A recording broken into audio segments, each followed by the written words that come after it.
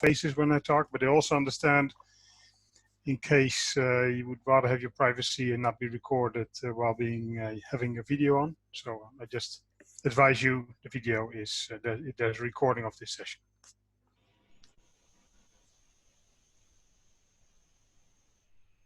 I'm trying to get everybody to be admitted. Yeah, I think there's a constant stream now, so I guess we need to wait a few minutes. There's one person, Gabor, who has joined 5 different times. Okay. Hi, good afternoon, Jay. This is Manuel Gamboa from Mexico City, from Nokia Operations. Hi. Hello. You seem to be joining through multiple accounts. Is that correct or not? Multiple accounts? No, I didn't know. I see you 4 or 5 times in the waiting room. Oh, really? No, I didn't know. In fact, I don't know how what happened that. Okay. Okay, welcome everybody. I'm happy that you are joining.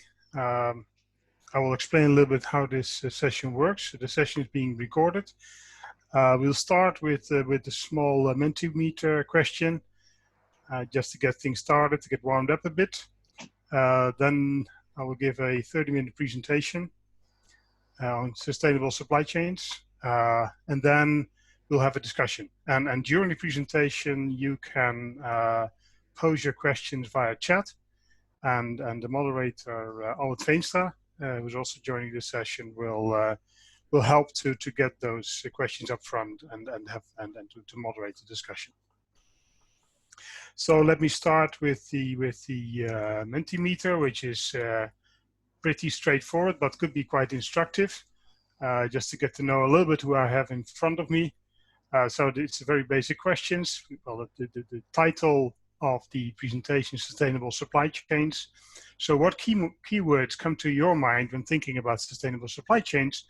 And maybe obviously, please do not use the words sustainable supply and chain. So let's see what comes out.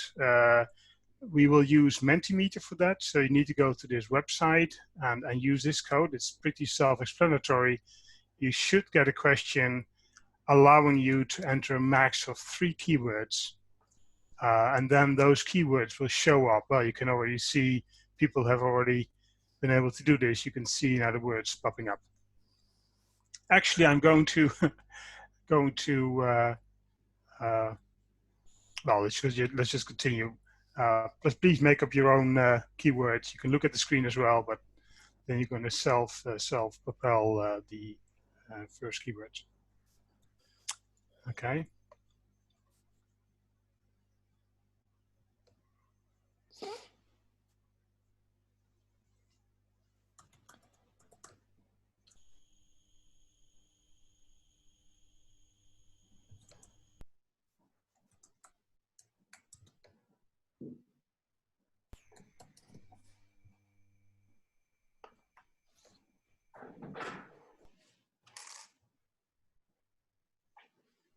Okay.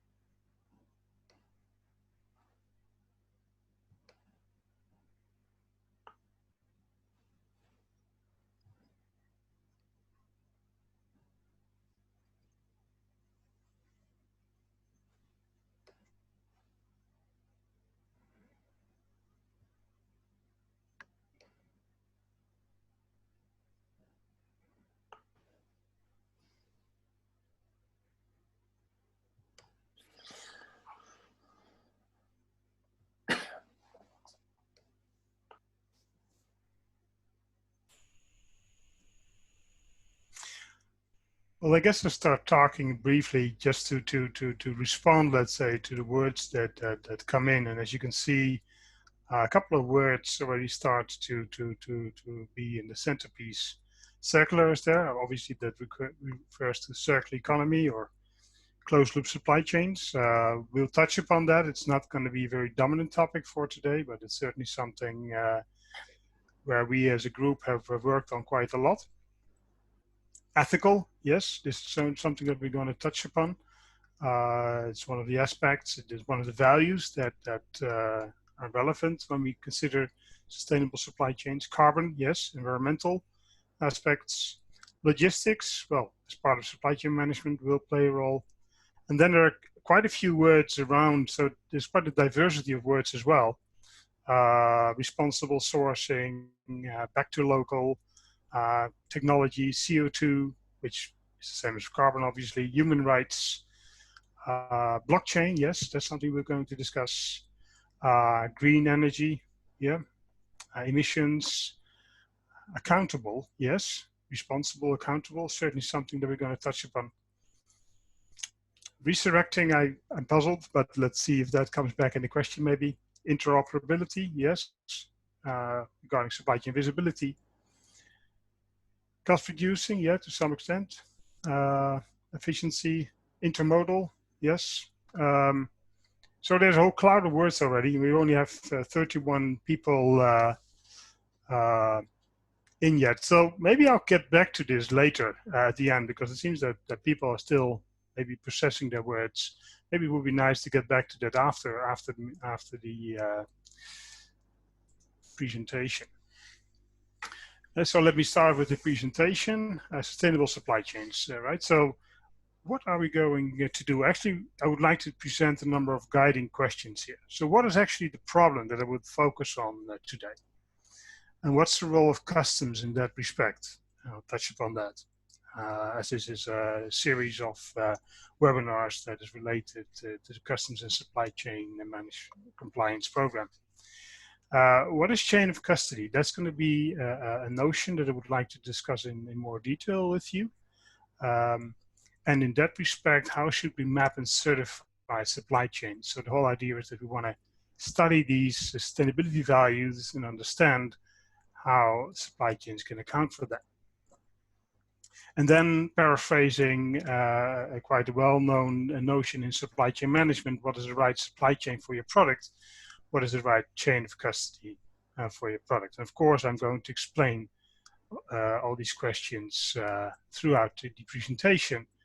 One particular thing, I'm not going to give the definite answers to all of these questions in this presentation, but hopefully this presentation will help you and also in our discussion to guide us toward answering those questions and think about those questions further. So what is the problem? So it is not so much that consumers are completely unaware of. It's also not so much that producers are simply not willing to let's say respect the sustainability values, are not willing to produce goods that adhere to certain sustainability values. As these figures show, so for consumers, yes, consumer awareness is apparently growing. Whether this is, although this is stated preference, not so much revealed preference, we do still see growth where consumers state that at least that they're willing to pay more for sustainable goods.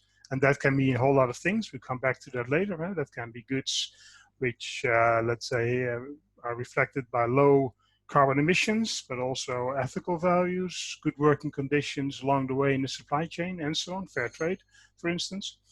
And at the same time, at the producer side also, the production according to certain standards, sustainability standards, is growing. So in principle, things seem to move into the right way. There's only one problem, and that is that actually connecting those two is difficult. So supply chains apparently are struggling with providing consumers with sustainability claims that are beyond doubt. Right, so that means that they can actually not only tell you that their product adheres to certain values like fair trade or low carbon footprint or anything else, but it's difficult to convince consumers, customers, that those claims are actually valid. And that's also because sometimes it's difficult to actually validate that explicitly. We'll get back to that. let me give an example. So think about shopping with your daughter or son, or you're shopping yourself in the store, and you see written on the wall organic. Okay, so then the question is, where does that come from? So I was actually in the store with my daughter, and I was a bit bored, so I actually decided to take my phone out and click a bit around and figure out that behind this word organic was the Better Cotton Initiative, which is, by the way, not exactly the same as organic, but I'll leave that aside for a moment. And then one click further, I read, and I should actually get my pointer out here. There's somebody with a microphone on. So here it says the cotton supply chain is complex. So even 3 clicks away from buying some goods, the cotton supply chain is complex popped up. So I was confronted with my own field of research and education, which of course are very inspiring for me, but it also showed to me that actually accounting for organic clothing and fashion, and then thinking about that a bit more brings you to the fact, wait a second, the underlying supply chains are complex. So you cannot really guarantee that a particular t-shirt is completely made out of better cotton. It was actually about that there would be some kind of mix of both licensed and not licensed produce in a particular piece of cloth. So that, of course, makes clear that something more is going on than we might think. And so that was quite intriguing. So what does this come down to?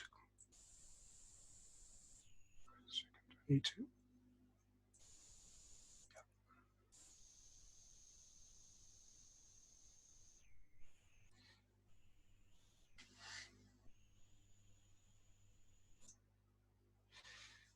My pen is not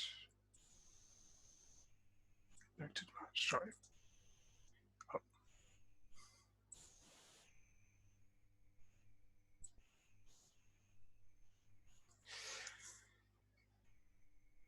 Well, before we go into what actually behind it, let's also look at the role of customs in this, because they are facing a similar situation, you might argue. So this year actually is let's say, a year in which customs celebrates their contribution to sustainability for people, prosperity, and the planet.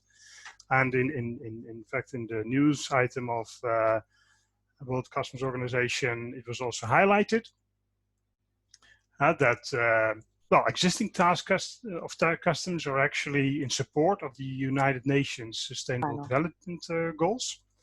For instance, the fair revenue collection, the fight against commercial fraud and illicit financial flows, which are well-established roles of customs, also are in support of those sustainable development goals, right? Moreover, the customs organization is an organization itself can of course put effort in reducing its footprint. Moreover, also the way that goods are classified may help to improve environmental enforcement in the right way. Think about the difference of waste associated with electronic products, where on one hand it's waste and there's even toxic waste. On the other hand, that load can also be electronic components that can be reused and can be refurbished into new products. And you would like to make a good distinction between the two.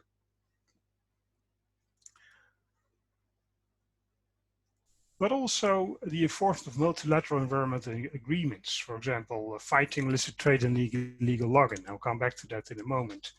And other, let's say, trade that you would like to control or prevent. To get to this, indeed, to this illegal logging, I'll say a bit more about the voluntary partnership agreement between the EU and exporting countries. Well, the rationale there is that importers may choose to avoid the risk of purchasing illegal timber, right? So you're importing timber, and if you're not aware of where the timber actually came from, and as somebody else customs discovers, or somebody else, that this timber is illegal, you have a problem, right? So that's the idea, and you may want to avoid that, but of course then you should have an alternative. And that alternative can be provided through these voluntary partnership agreements, where a couple of steps are taken. So first of all, one needs to identify and certify sustainable production of wood. One needs to have a national system in place that monitors all produced from harvest to export, so allowing indeed the recognition of the sustainable production of wood. And that's actually interesting. On the one hand, these logs, as indicated on the picture, are let's say, labeled. But still, to avoid, let's say, reproduction of false labels, you still may want to ensure that the amount of wood licensed for export is not more than wood sustainably harvested. So make sure that there's no fake wood being licensed. Fake in the sense that this was not sustainably harvested. Which is interesting. I'll come back to that later, but actually there are happening two things here. First of all, we are labeling wood in order to make sure that we can track and trace it as let's say, harvested in a responsible way.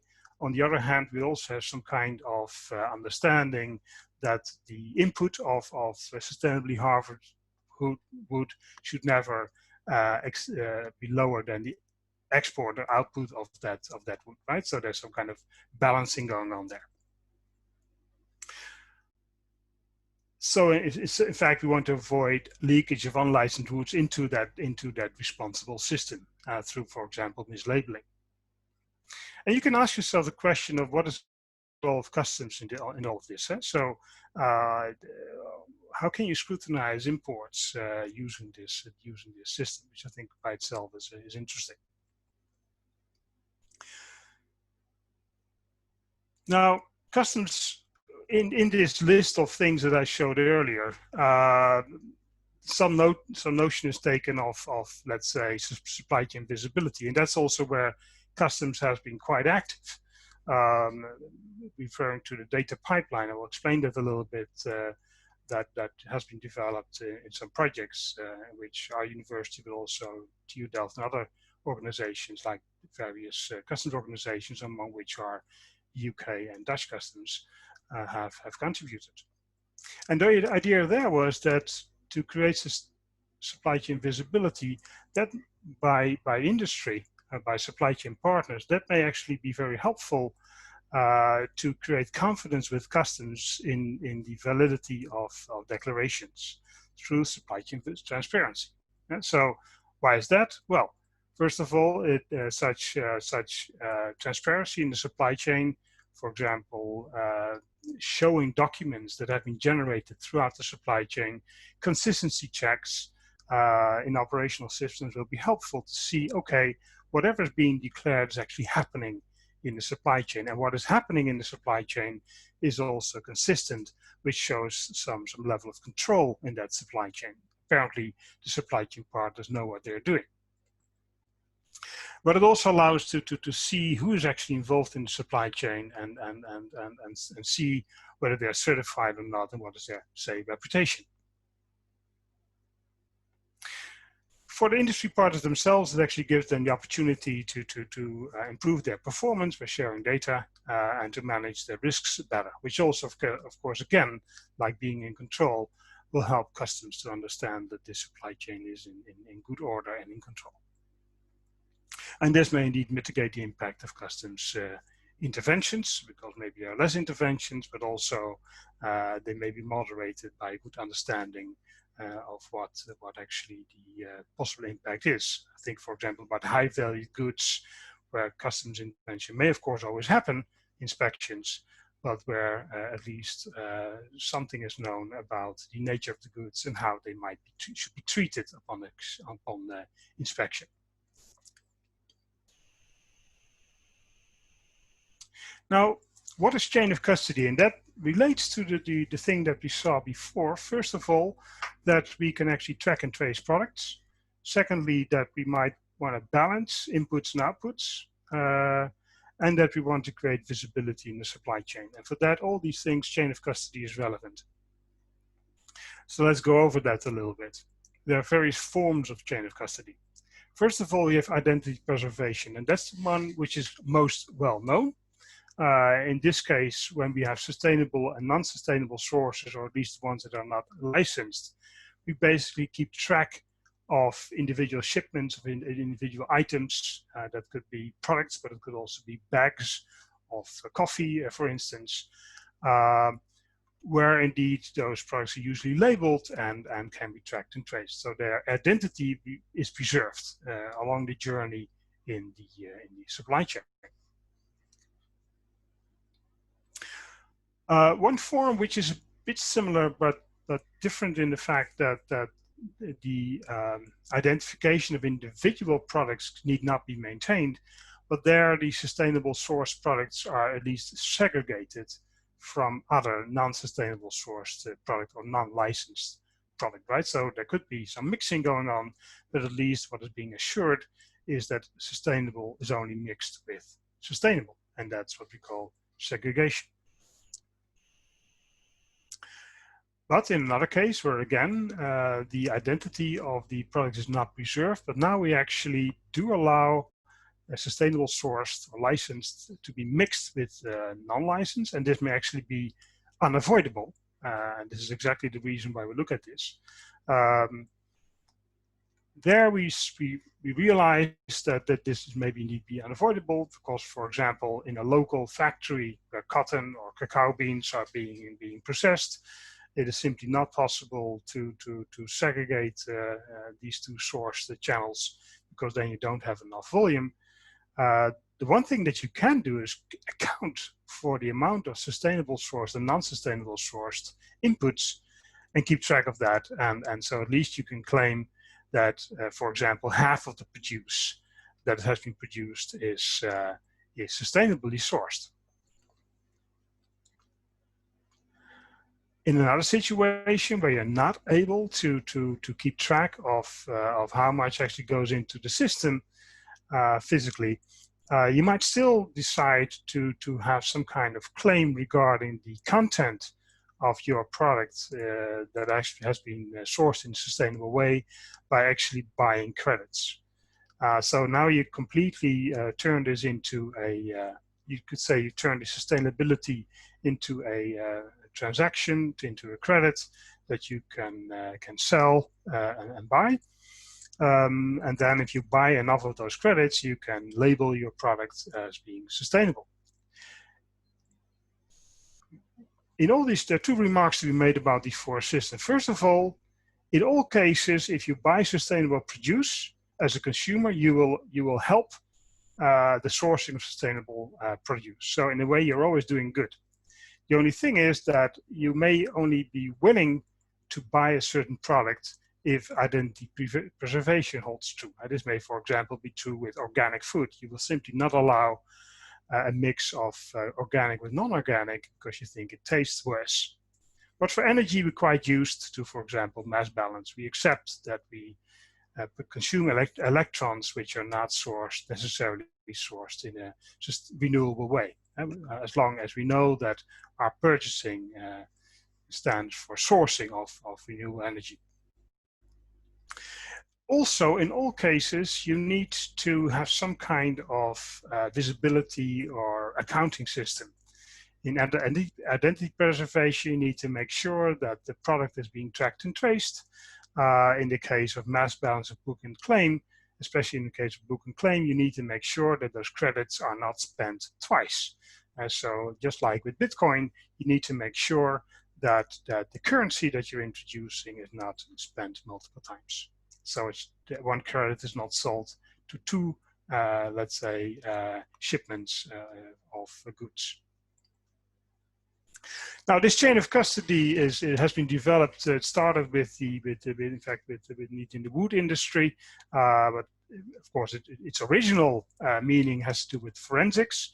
But there's now indeed developed into a standard, which is currently being developed, and also the standard, or at least standards, are being developed by different organizations, by different supply chain actors as well. So some companies are also developing their own standards for chain of custody.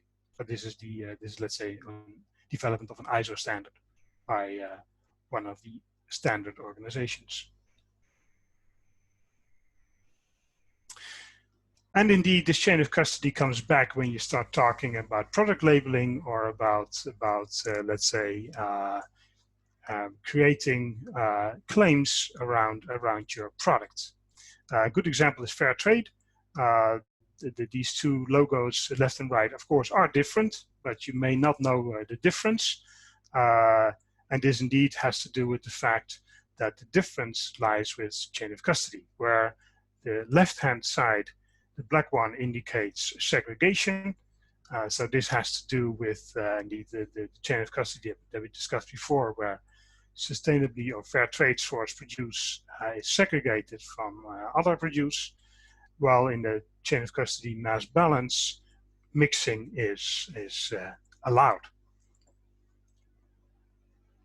And it's important that you understand the difference, right? So if you have a certain opinion about your t-shirt, that it really should be completely organic, you want to make sure that you understand what those labels mean. Now, how can we actually use what we've seen before to map and certify supply chains? So how can we also manage supply chains? Well, actually, I would like to give an example which is well known in the Netherlands, and perhaps progressively also outside of the Netherlands. A chocolate brand, Tony Chocolonely, who has been advertising and advocating their approach. It all started with the idea, it was actually founded by a journalist, among others, who actually wanted to claim that because he was eating chocolate, he was actually should be penalized for that, because the chocolate that he consumed was originated from working conditions which are close to slavery, and he then started to develop a non-slave-free chocolate product. In fact, he did not succeed in it completely, and he also acknowledges that.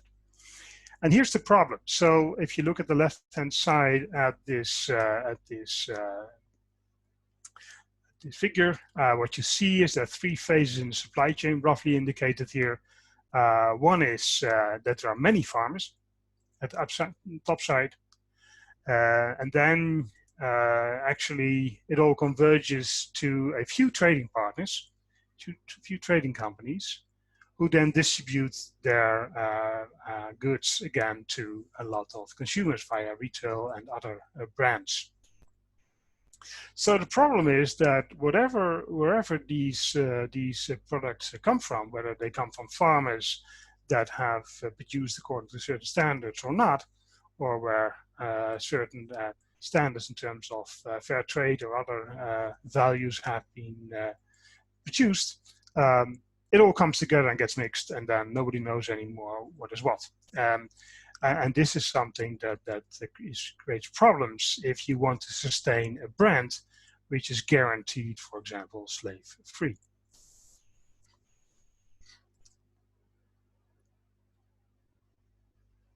So, and there are some additional problems here. Even if you would be able to segregate products, it's not necessarily true that this can be checked upon inspection, right? So many sustainability aspects, we all discussed a few, like carbon footprint, labor conditions, responsible forestry, are not inherent to the product. So you might not be able to inspect the product, to do a quality testing, so to speak, and validate the claims as such. So you need to look into the supply chain to validate those claims, like, for example, carbon footprint or labor conditions. You need to really see whether this actually happened upstream in the supply chain.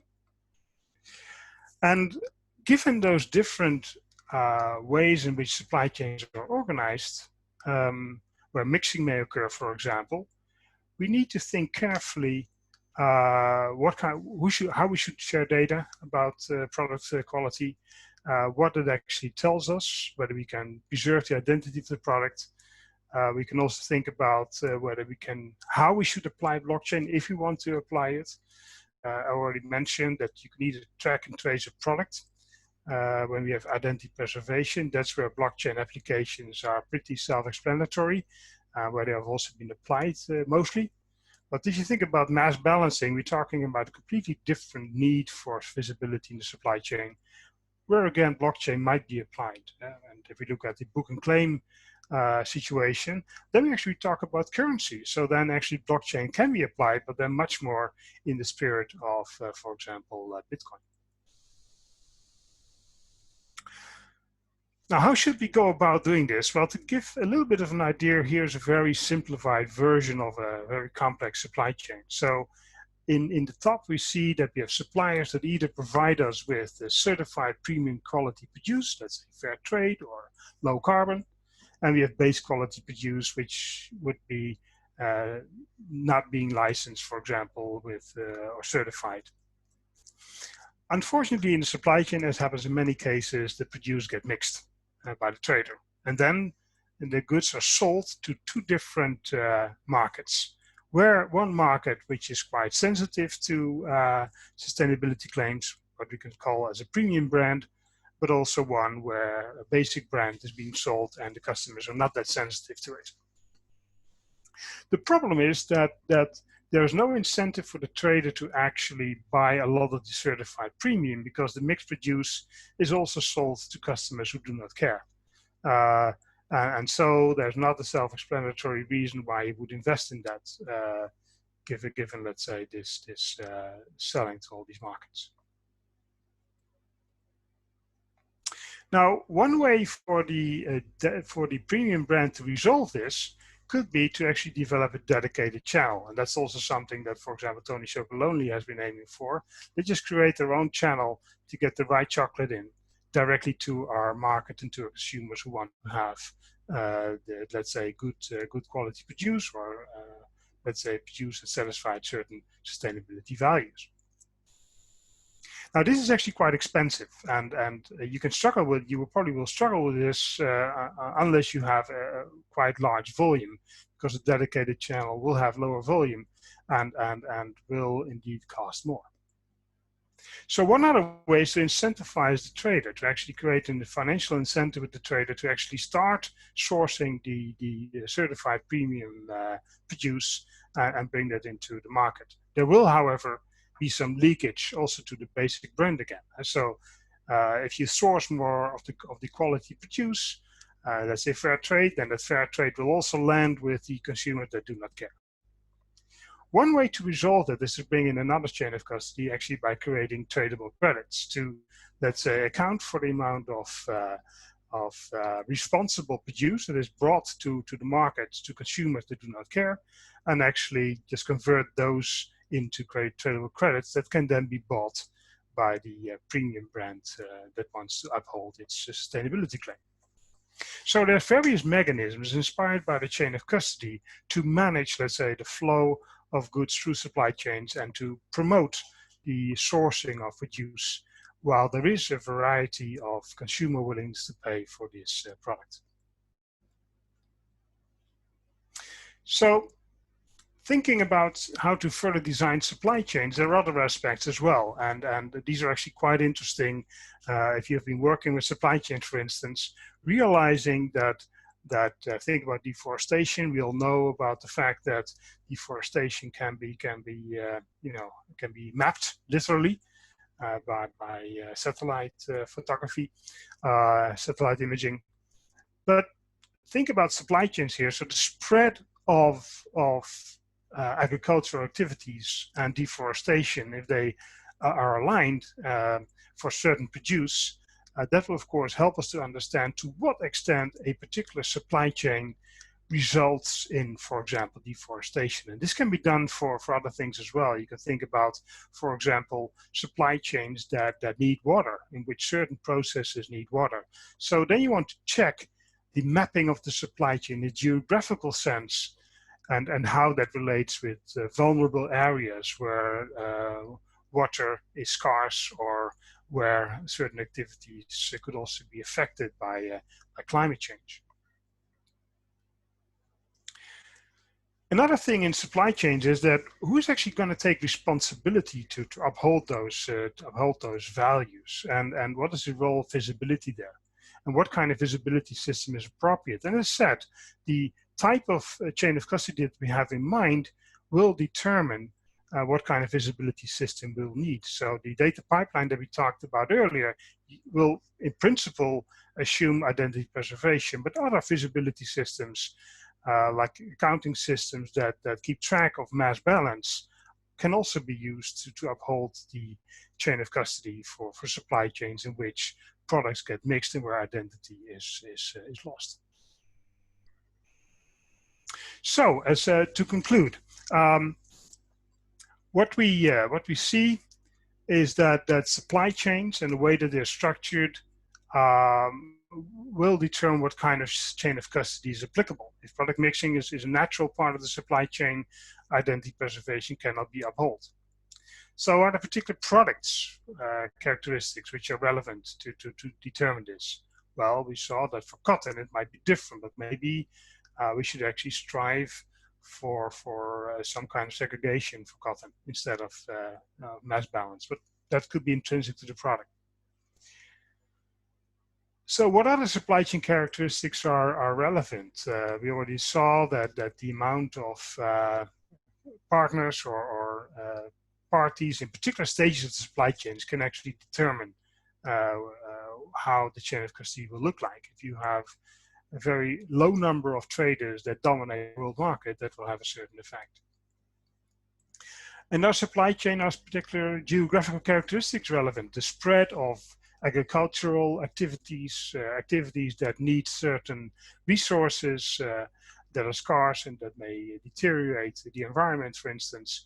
All these kind of things seems to be relevant as well. And this actually opens new doors for supply chain management because we have not really been looking at this a lot.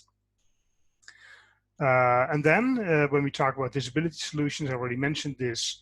If you have decided on your chain of custody, what's the visibility solutions actually would fit the requirements of your chain of custody? And that will be different depending indeed on your chain of custody that you choose.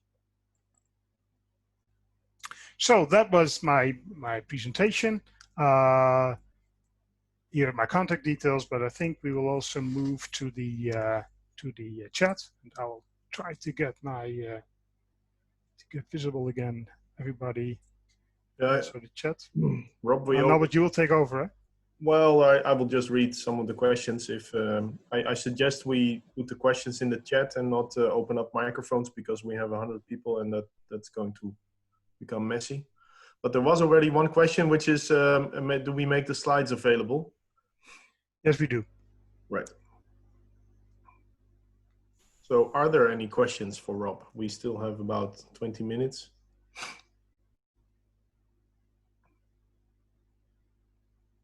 So let's see if we get any questions. If there are no questions, then we have an early evening.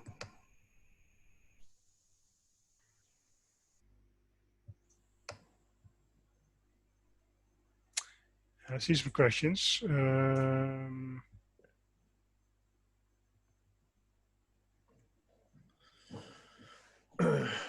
There's one question that in the light of the COVID outbreak, sustainable should necessarily mean shorter distance.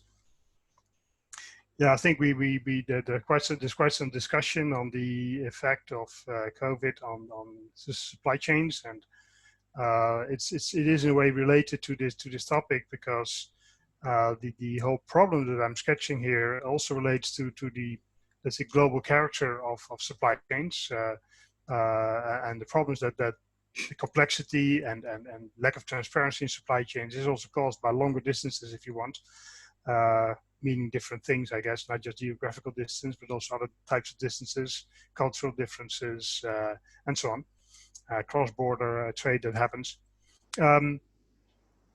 I think one of the answers to this question is that we will see as a result of COVID, maybe as a learning away from it, that we'll see more diversification. So you probably will see that companies will not necessarily stop sourcing from the other side of the world, but they may want to have alternative sources closer by. And actually, that means that the supply chain will get probably more complex. Perhaps they will better manage the risks associated with sourcing, but they will certainly become more complex if they diversify, which seems to be a good thing to do if you want to mitigate risks. And that may also have consequences for your chain of custody. Right. We also had a question about consistency checks from Federico. How do you? Yeah, so this referred to there will be documentation like invoice. So this was related to let's say the invoices, bill of materials, the original demand that was quoted. So if all these documentation show different figures, and apparently there's, let's say, a haphazard way of dealing with let's say what was actually being asked for, what actually was put inside the container, and then what actually was being invoiced. There's a lot of confusion going on and a lot of repairs afterwards.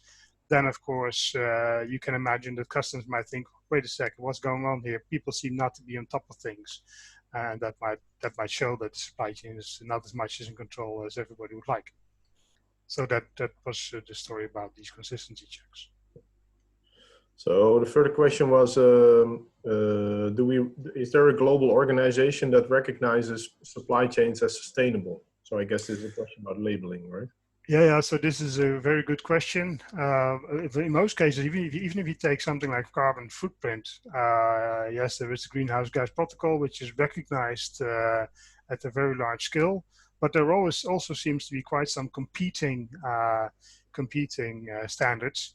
And not forgetting about companies who actually say, look, I know that there is this very general standard, but it has compromised a lot, let's say, the values that we want to uphold, because it becomes has become so general, and we will actually have our own standard. And that could be either a sign of greenwashing, just have your own standard so you can adhere to it, or that they actually generally believe, let's say, really believe that they should do better than what the general standard requires. And what you also see is that as soon as, and it's a dilemma for a standard, right? Or for as soon as you want to grow, even as a company, and grow your sourcing and still uphold your values, it becomes more difficult to do so. So and that's what you can see with cotton or with cacao or with coffee, is that as soon as if you have your separate dedicated channel where you control everything, but as soon as you want to grow your volume because your brand is becoming more popular, you might end up actually mixing because you need more volume. Can we move on? So the P has a question about fast fashion. Yeah. How would sustainable supply chains measure up against the current trend of fast fashion? Yeah, so I guess fast fashion also has to do with the consumer awareness. So you can do a lot about responsible sourcing, but if people, perhaps young people, buy cloth and only wear it once and then throw it away again, then what are we going to do? So of course, some of it resides also with the consumer. We also saw in the COVID outbreak that companies at first were actually immediately stopping their orders and actually were inclined not to pay for any orders that they made in the supply chain. They got back to that a little bit when also some noise arose from that. Yeah, so I think it is possible, but again, especially in those supply chains, there is a lot of intransparency to be resolved still. And to be honest, one type of sustainability is more easy to measure than another. Some interesting research has been done in order to see, for example, in the case of the terrible accident in Bangladesh at the time. Some research was done whether the companies that source to produce products could have known this, and they actually showed using statistics that if you, and it is also anecdotally pretty clear, if you order a lot of garment under time pressure, where you could have known that the capacity of a particular factory that you've licensed is not able to produce the lot, also against the price, which is not that high, then you can predict, and that was actually shown statistically, you can predict that there will be some unsupervised, illegitimate outsourcing going on. Yeah. Right. We're running, there's quite a lot of questions still. Let's see. Yeah, so what we can also do, so we will take all those questions. We will try to answer as much as now, but we'll take all of them and figure out a way to consolidate that into some kind of Q&A afterwards. Yeah. Yeah, I can consolidate a few questions. There were a few more about labeling and certification. Mm-hmm. So one question is about, is there a labeling or certification approach for every industry? And another question was, let's see, because it's jumping up and down. Yeah, some labeling is indeed, you could say, industry specific. It's certainly also product specific. Yes.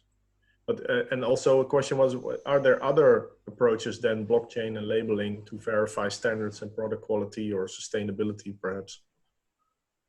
Yeah, so blockchain is not necessarily the only solution. I mean, reputed supply chains where they still also use barcodes, right? So it's not necessarily true that using barcodes is not a good idea. But that's also there are other issues. Sorry?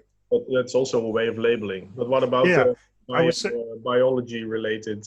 Yeah, so that's also a nice one. So of course I said that in some cases the products upon inspection will not reveal those particular qualities that we may want to go after. For example, deforestation, or the fact that minerals have been sourced from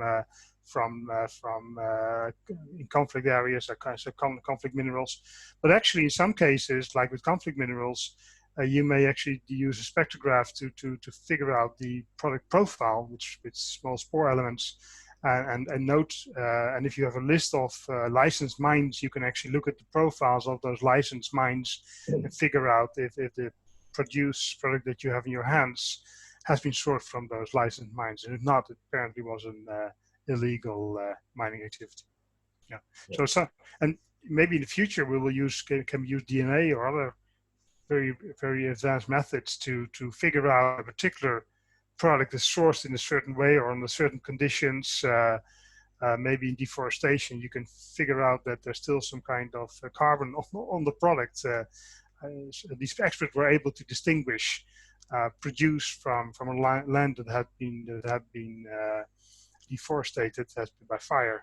They could actually smell that. So you can imagine that you can detect also these kind of features. Yeah. Let's see. So I'm trying to see if we can combine some questions, but not really possible. So Ganesh has a question about e-waste. Is there any consortium that monitors sustainability in electronics, or are there incentives for governments to the government might give to manufacturing to implement sustainability approaches in electronics? Yeah, well, I guess, I mean, in the electronic industry, there's quite an incentive to reuse materials, to reuse components. Of course, some of these components also contain toxic waste. So on one hand, it's a toxic material. On the other hand, it's something valuable you can reuse. So I guess, and this has been done also with customs by refining the HS codes, is to indeed to create legislation and enforcement mechanisms that will allow companies that actually want to do good things, like refurbishing or remanufacturing electronics, to allow them to do that and have mechanisms in place that will distinguish that from waste dumping. Yeah. Right. So actually that bridges a little bit to customs. So Vatan, but also Martijn van Kruining have a question about how does this relate to customs, right? What does this mean for customs? How would you see the role of customs in enforcing sustainability? Is this part of coordinated border management? Yeah, so I think, of course, gave the example of illegal logging. So this is not easy, right? Because it might not be always possible to detect from the product itself where it comes from. Of course, tricks can be used to avoid tracing back, let's say, the product from illegal logging activity. But of course, there are these mechanisms in place to have, and these are still voluntary, to have agreements with certain countries to at least make sure that you can validate the sustainable logging. And this is something which I think in our rationale, also with our collaboration with customs as a university, we see a lot. We will help customs as much as possible to facilitate the recognition of legitimate trade. And as soon as you do that, then trade that cannot be easily detected as being legitimate, well, of course, it can be scrutinized more because you have more time to do so. And I guess that is also the rationale behind these agreements with countries to have good systems in place that will allow you to recognize legitimate forestry. I guess there's a huge parallel, right, between just plain compliance, customs compliance, and supply chains and sustainable supply chains, which is all about tracing things back to its original source. And investigating and policing illegitimate trade is actually something different, right? So and of course there's also a lot of work being done there. But I think when we talk about these kind of mechanisms, this is really about facilitating the recognition of legitimate trade, and then help enforcing agencies to spend more time on tracking down the illegitimate trade. There are also some questions from Camelia, but also from Antonio Pontes about the sort of the tension between local and global, right? So these are mechanisms that work at a global scale, but are there also comparable mechanisms working at a local scale or in a local setting?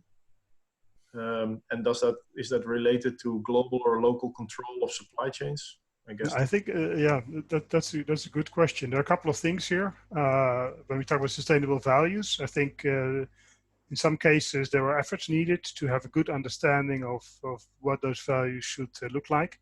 For example, child labor.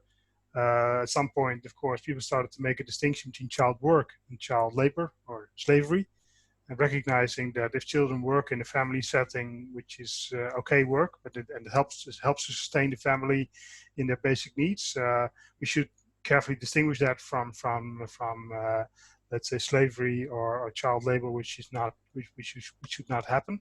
If children can go to school and do some work after school with their family, that need not be a problem. So that's first. So we need to agree on certain values and how to enforce those. That's one thing. Maybe between local and global, to have a good eye for local conditions. Another one is that, well, in principle,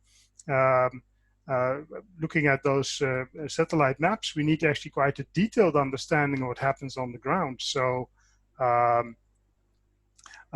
here we will have a mix of having feet on the ground and understanding what's going on, but also use detection mechanisms, because sometimes the scale is so large that it's simply not possible to keep track of everything that is happening. So, yeah. So if local action can be taken, that might, of course, be in support of that. And the question, I think this question was also about, okay, what kind of mechanisms do we need? Can we rely on business relationships, or do we really? So yes, these are certain important elements, but and what you see is that also, like with impact investors, put a lot of effort indeed in those relationships with local producers and cooperatives, for instance. So then you get a good view on what happens upstream. But at some point, those upstream products, which are produced at the beginning of the supply chain, need to move into the supply chain, and you need to recognize at the end of the supply chain, let's say in the retail store, you need to recognize where those products actually came from. So then you will need those visibility systems. So I think there's a good combination of the two that is required. You need to have a proper understanding what happens on the ground at the various stages of the supply chain, and that will require sometimes relationships. I don't think you can build that completely from technology. So you can build a perfect blockchain mechanism, but then it is garbage in, garbage out. You need to have some understanding of what actually happens there. But to make sure that you have a proper recognition of what happens throughout the supply chain, you need some kind of visibility system. And then it's not just enough to know in each stage what's exactly happened, because you don't know where things go to and where things remain. Unless everything is sustainable, then there's no problem anymore. Yeah, but I guess you could also say that labeling and certification goes only so far, right? So the let's say NGO awareness raising, but if people, just consumers, refuse to buy certain products, that is a really powerful approach, right? Yeah. So what you saw in the beginning, I think in principle, there's a willingness to buy responsible product, but consumers typically will say, look, I can't see the difference. I don't know whether it's true or not, and there's a lot of doubt about the validity of sustainability claims. So why should I spend my money on that? So if you can overcome that, then I think you're moving in the right direction. I don't think there's an inherent unwillingness or nobody cares. To some extent that is always true, but that there are always people who do not care, but that's not necessarily the only problem. I think the problem is certainly that people think, I don't really know whether I even saw the documentary that even A brands are sourcing from terrible factories. So I can, even if I pay a lot of money, I'm not sure what happens, right? So I think that's a very important problem. Right, and then I skipped over a question which was all about the difference between discouraging unsustainable behavior and rewarding sustainable behavior. Mm-hmm. And how do these two things work, and how can we use yeah, so carrot or stick. So I think both mechanisms can work. There's only one big problem. If you detect unsustainable behavior with, let's say, agricultural smallholders, there's sometimes a tendency to just, throw them out of your supply chain and show to everybody how sustainable you are by selecting only those smallholders that have been able to live up to your standards. That's probably not the right approach, right? So you may sometimes need to educate and help people to move forward, which is also recognized, of course, as a good way to proceed. So in that sense, participating and really, helping people, educate people is something that seems to be the way forward. I'm not sure if that's fully answering the question, but I don't know. Well, I think it goes a long way, right? That you should do both to some extent. And that actually, if there are border crossings, customs can actually play a big role in making that difference, right? At the one hand, discouraging unsustainable behavior, and at the other, so in the case of illegal logging, you will get punished because you didn't take the right measures to ascertain yourself to that you actually are sourcing responsibly. It's not just an passive thing. Oh, I didn't. The question is, you should have known, and you should have looked at the alternatives. As long as customs can see the difference, right? Because it's always easy. Yeah. And there certainly is trade which simply not. The fact that you can't recognize that it's sourced in a responsible way doesn't mean that it's sourced in an irresponsible way. So you will not be able to confirm the opposite naturally. So that makes it difficult. Okay. It's 9 o'clock. Okay, well, thank you very much all for your attention, your questions. And as said, we'll take this chat with questions and review it and see if there are any questions that still need to be answered, and we provide some kind of Q&A to be distributed or to be posted. Yeah. Thank you.